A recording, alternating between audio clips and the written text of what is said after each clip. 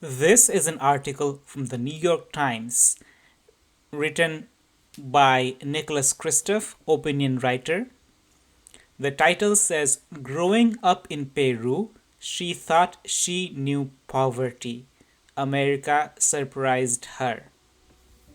Nicholas Kristof writes on August 8, 2026, Every year I choose a university student to accompany me on my Win a Trip journey, which is meant to highlight issues that deserve more attention. My 2026 winner is Brunella Tipismana, a recent Yale University graduate and budding journalist. And with that, I'm handing the rest of the column over to her. By Brunella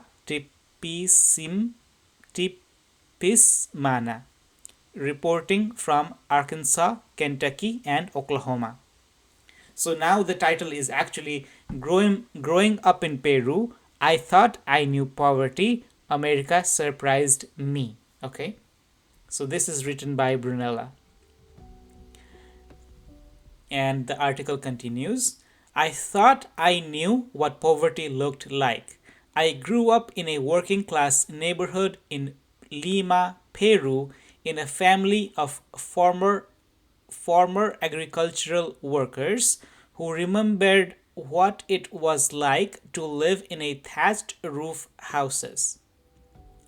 I thought I knew what poverty looked like. I grew up in a working class neighborhood in Lima, Peru, in a family of former agricultural workers who remembered what it was like to live in thatched roof houses. So when I drove through Arkansas, Kentucky, and Oklahoma, meeting Americans in some of the poorest zip codes of the nation, my first reaction was one I'm not particularly proud of. The people we met drove cars, lived in houses with air conditioning, owned washing machines, and bought groceries with electronic benefits cards. I found it hard to empathize with their circumstances. They reminded me less of my neighbors in Lima than my country's comfortable middle class. As our 1,000 mile road trip went on, though, the people I met and the stories they convinced As our 1,000 mile road trip went on, though, the people I met and the stories they told convinced me their poverty was more complicated than it appeared. The young people in deindustrialized towns who told us they felt left behind and terrified about their futures. The woman in Arkansas trying to raise 6 children on $13.40 an hour, the grandmother in eastern Kentucky who told me that I wouldn't find a single family in her town whose lives hadn't been touched by addiction. A sentiment I heard again and again as we drove through similar towns in Arkansas and Oklahoma.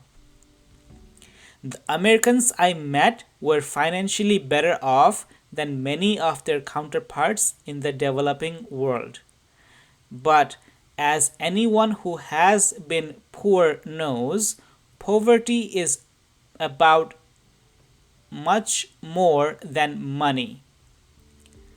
But as anyone who has been poor knows, poverty is about much more than money. Many working class Americans I met are troubled by addiction, loneliness, and contempt to a degree that poor people where I'm from are often spared. The first thing that struck me about poverty I saw in this country was how it was braided together with the drug epidemic. While Latin America overwhelmingly bears the societal costs of drug production, like cartel based violence and corruption, the United States bears the human cost of drug consumption at a scale not seen anywhere else. In 2023, it had the highest recorded rate of overdose deaths in the world.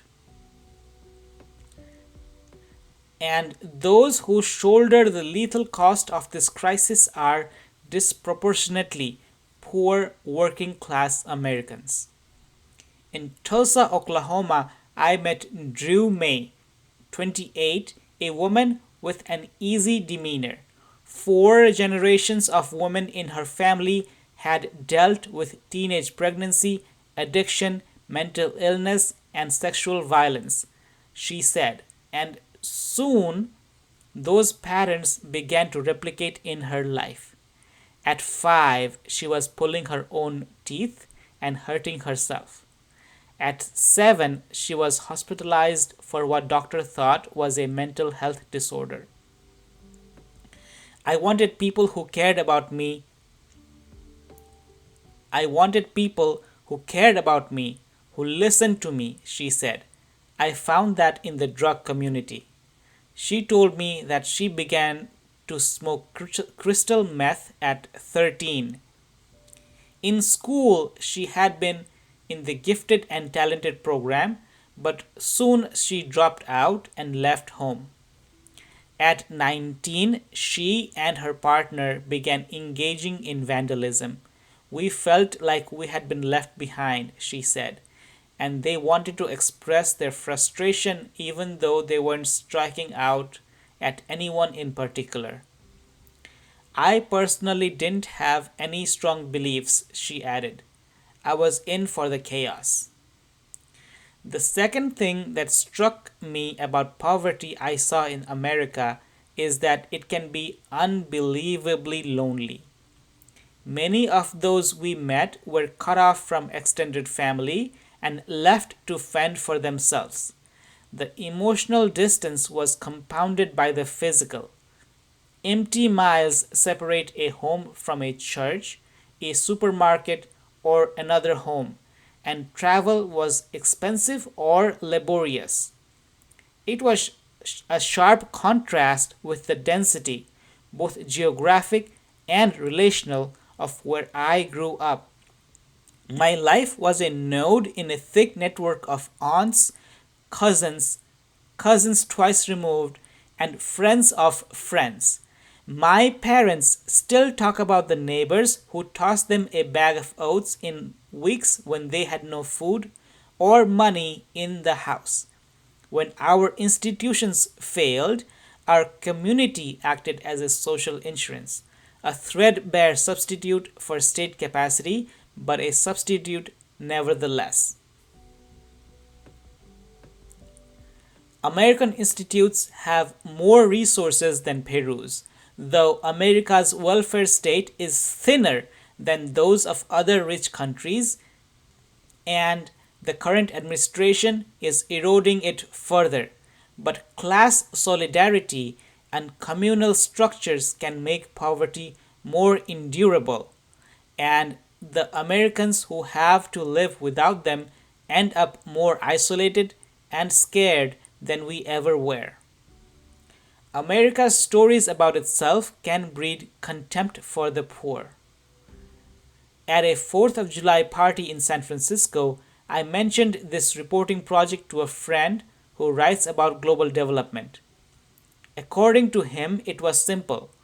America's talent discovery mechanisms are so efficient, he said, that people remain poor only when it is their own fault. His comment mirrored the suspicion I felt earlier in the trip. Despite approaching the question from radically different places, my friend and I both were asking, in a sense, how? How real can poverty be in America? His framing was little more than a technocratic retelling of the American promise that any that anyone can rise here because effort and talent are rewarded. This thinking makes stories like mine. I was poor, then I came to America, now I am not. Illicit